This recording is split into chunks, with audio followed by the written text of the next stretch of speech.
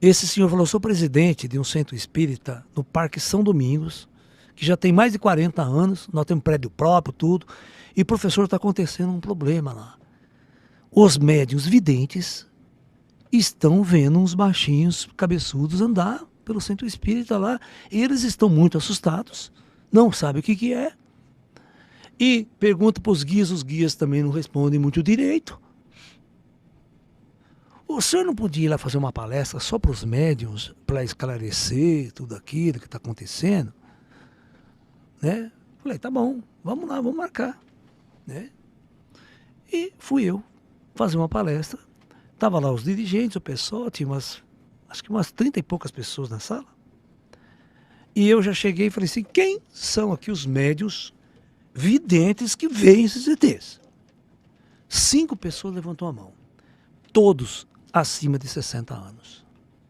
Todos médiuns velhos, sabe? Pessoas. Tinha uma velhinha com 80 anos de idade. Ela que mais via os ETs.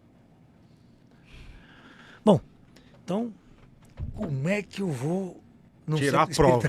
Não, não é tirar a prova. É no centro kardecista explicar para o kardecista quem são aqueles três. Uhum. Então, eu já tive que entrar... Mas perguntou isso quem vê os ETzinhos aqui? Eu já perguntei. Então, eu já queria saber quem que eram os médiuns ali que viam. Então, eles levantaram a mão. Olha, porque explicaram assim, assim. Então, eu falei, tudo bem.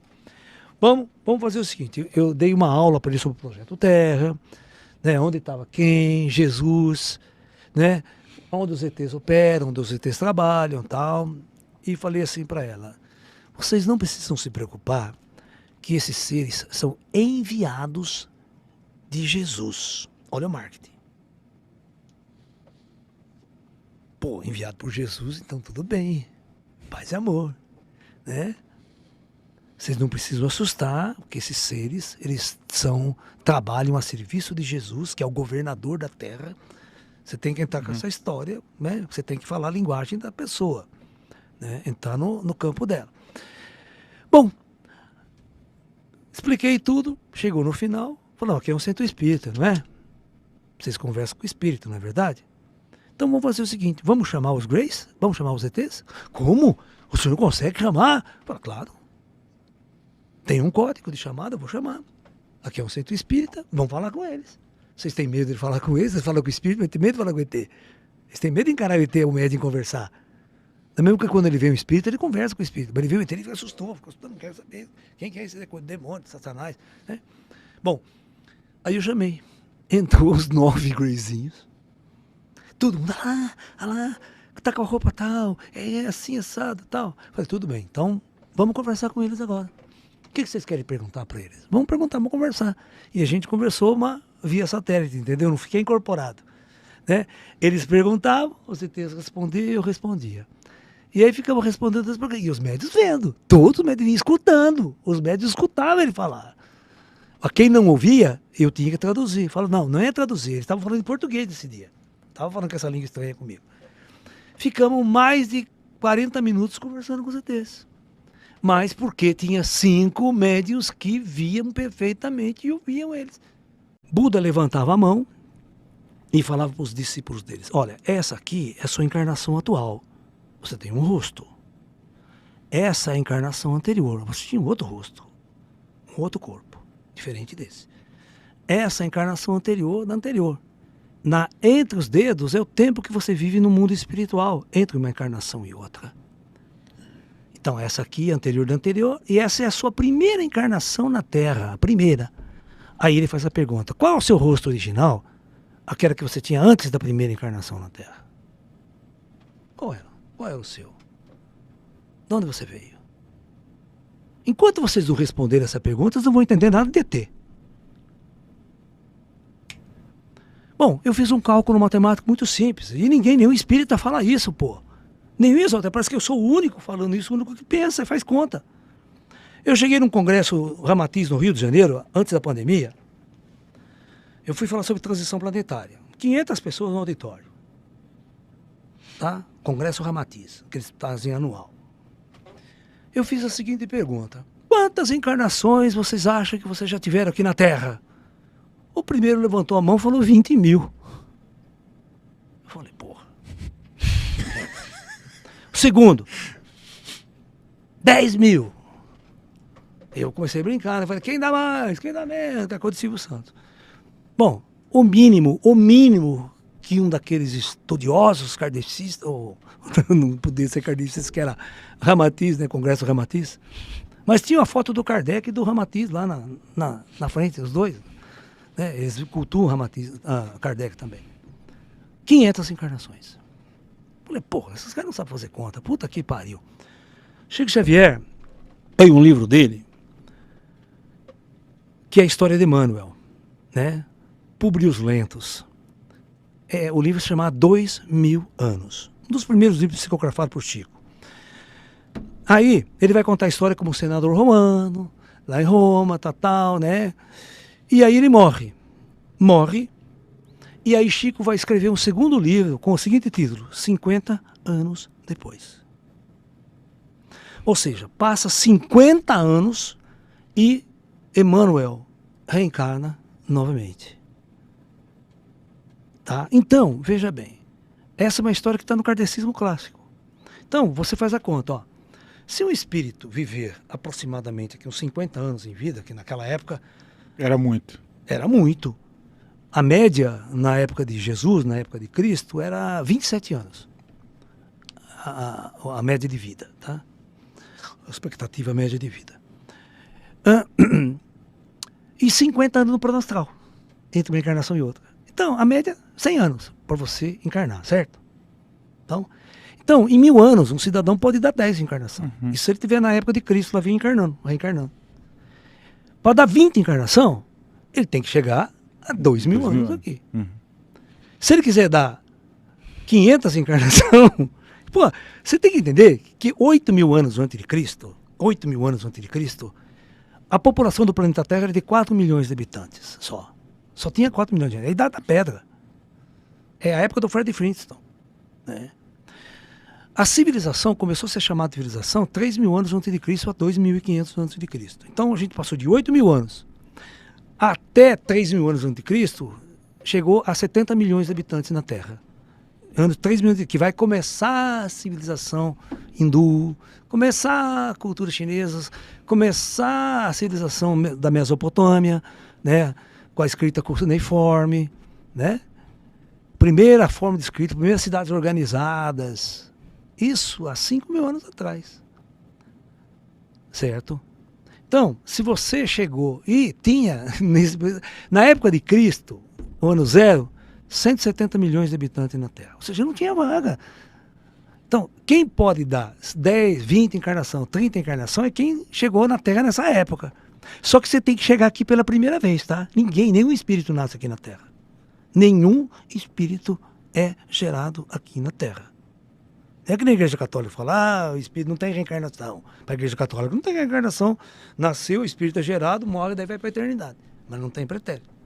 Essa é a visão da Igreja Católica. Não tem origem, né? Não tem reencarnação. E a origem é aqui. Não tem uma origem estelar. Por isso que você não tem como conversar com um cristão católico nesse contexto de falar que ele é uma alma extraterrestre.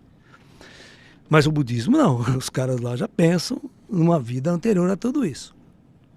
Então, as almas, à medida que a população vai aumentando no planeta Terra, essas almas têm que chegar de fora. Elas têm que ser transmigradas de outros projetos planetários na galáxia para se misturar em espíritos. Elas são transportadas em espíritos, com tecnologias do plano espiritual. Chega aqui, elas são recepcionadas nas cidades astrais para preparar a encarnação pela primeira vez aqui na Terra dessa espírito.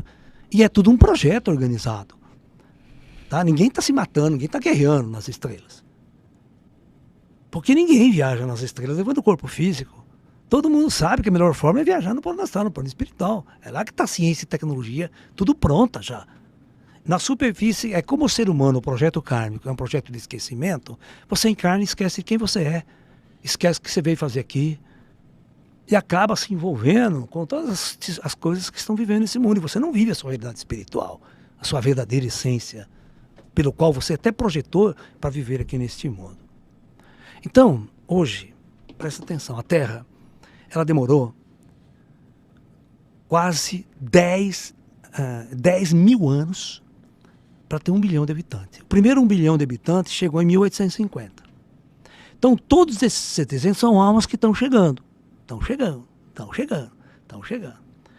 Bom, em 1900, nós tínhamos 1,2 bilhões de habitantes. Então, agora vou pegar até 1950. Com 2 guerras mundiais, nós tivemos em 1950 2 bilhões de habitantes na Terra.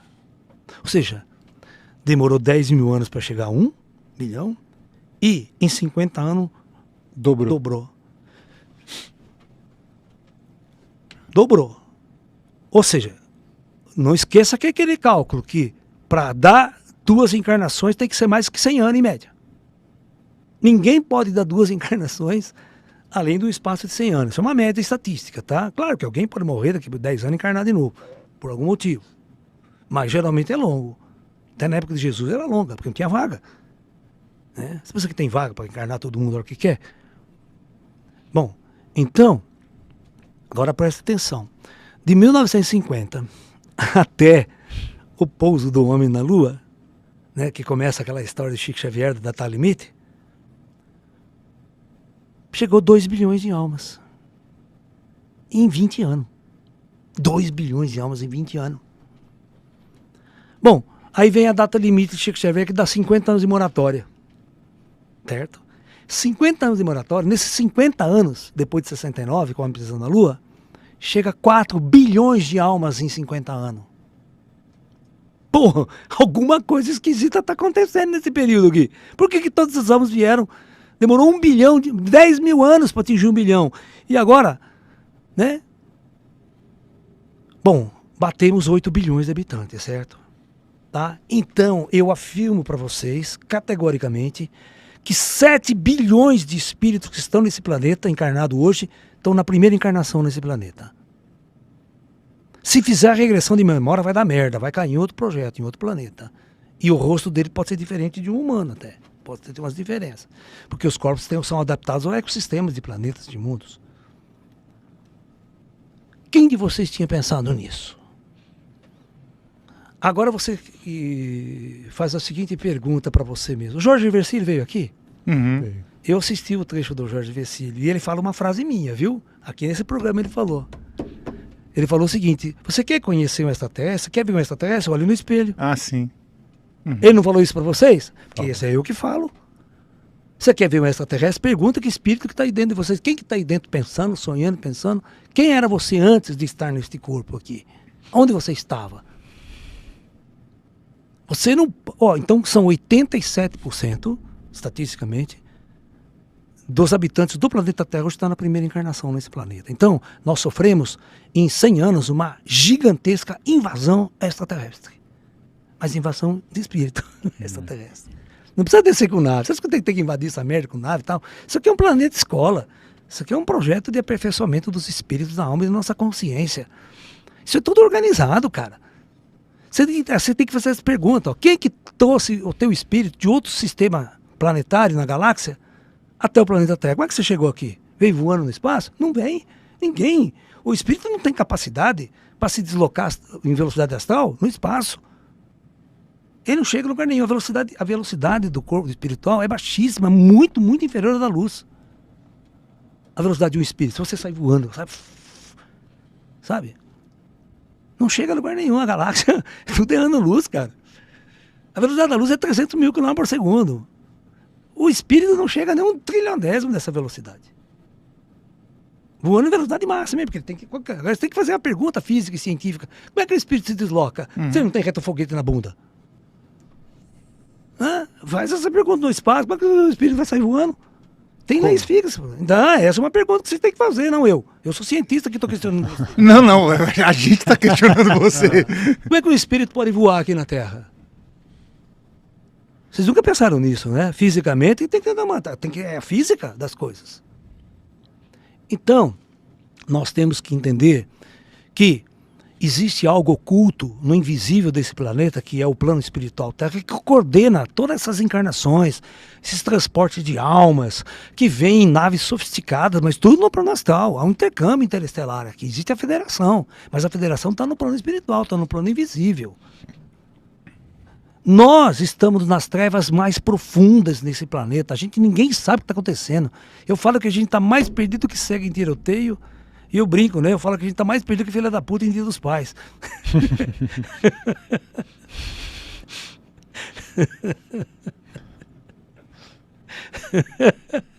Brincadeira, tá, gente? Mas, ô Lércio... Vamos lá, pode fazer uma outra pergunta aí, vamos lá. O fato, então, o cálculo é muito bom, tá? Então, 89% da população que está hoje na primeira reencarnação. Isso. Primeira encarnação humana. Humana, mas vem de outros planetas. Aham. O que isso significa exatamente, então? Esse espírito, então, ele tem menos experiência dentro das nossas emoções aqui, do processo evolutivo? Não. Ou ele está trazendo essas Vamos fazer uma de pergunta, fora? assim, quantos projetos semelhantes ao planeta Terra deve ter na galáxia? Infinitos. Não é infinito. As coisas não são assim. A galáxia tem número de estrelas infinitas. Na galáxia, sim. Na galáxia, sim. Uhum. Na nossa galáxia, por exemplo, a nossa galáxia é uma galáxia que tem 400 bilhões de estrelas. Cada estrela pode ter um sistema planetário, tá? Mas é que vocês não conseguem raciocinar em 10 elevado a 13. Uhum. A mente de vocês não processa, a mente comum não processa esses números. Se eu falo assim, 1 bilhão, 2 bilhões, não faz diferença na cabeça de vocês. Sim. Né? Vocês imaginam que tem planetas, nossa galáxia só, cerca de 4 bilhões de planetas com civilizações semelhantes a nós, com projetos semelhantes ao planeta Terra? Então pode haver um intercâmbio constante. O cara viveu lá, né? Vamos supor que tem uns espíritos aqui vivendo agora, a Terra vai entrar na Era da Luz. Esse espírito é muito denso, só faz encrenca, é político e tal. Vai encarnar onde esse cara depois? Não pode encarnar na Era. Então ele tem que ser transmigrado para um planeta que está na Idade Média, para ele fazer o resgate kármico dele, para ele poder seguir a experiência. O Chico Xavier, né, tem uma história interessante. Uma senhora perguntou para o Chico, mas por que a gente sofre tanto nesse planeta, Chico? Minha filha, você se esquece que nós somos espíritos muito endividados, né? Então nós viemos do umbral, né? É claro que a gente vai ralar aqui, vai sofrer. A gente nunca prestou lá atrás. Só torturou, matou, partiu aquelas putas guerras, um lance, espada, uma desgraça, né? Se você fosse um espírito mais puro, mais transcendido, iluminado, você não estava sofrendo tanto aqui. Então, esse projeto é um projeto kármico, é um projeto para as almas aprenderem através da lição do sofrimento. Por isso que os espíritas kardecistas chamam isso de expiação, mas expiação com X, né? Não vamos diferenciar da expiação com S. Você sabe qual que é a diferença? Não? Não, você espia as pessoas, você fica olhando. Isso é o espião, é o James Bond. Espião. E expiação com X, expiação significa sofrimento. Então essa é a diferença, né? Do James Bond. De você ficar espiando alguém pela fresta da porta. Fresta da porta. Uhum. Você conhece o encontro do James Bond com o agente secreto português? Não. Não? Não, o português está aqui com a gente aqui. Ó. Tá aqui? Tá aqui, ó, a bandeirinha dele. A bandeirinha dele aqui. Então, né? O James Bond chegou pro agente secreto português. My name is Bond. James Bond. O português. My name is Manuel. Não, foi boa. Foi boa. Tá suando frio aqui. Tá suando frio já? Fala mal dos português? Não. Eu te amo, português. Aqui. Nossos patrícios.